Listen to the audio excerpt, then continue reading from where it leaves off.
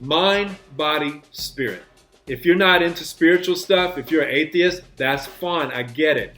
But then you substitute source of strength. How do I connect my mind, body, spirit? Now let's move over to the pink. And this is your body. You need to drink water. 80% of our brain is water.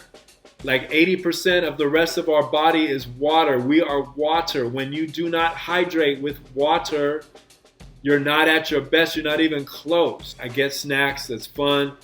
But we need to eat real food, fruits and vegetables, please.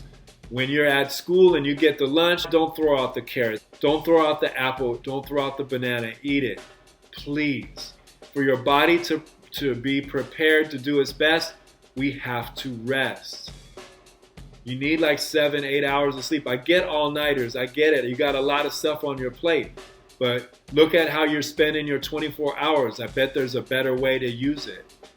And if there's not, you need to look at cutting some stuff out. If you're pushing yourself to get that college admission based on playing 2 sports, being in 14 clubs, blah, blah, blah,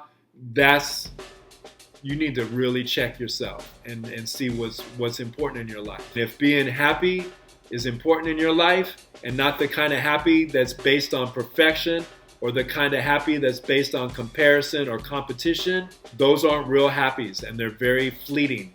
That means short-lived. And we need to exercise. You have to for real exercise. Yes, the morning routine is simple, a few push-ups. That's to get the chemicals going through your body that are beneficial to you. But you need to walk, you need to run, you need to move, you need to lift weights.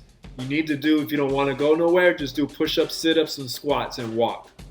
You don't need no money. You don't need no place to do it. You just do it, right? And that's what you do.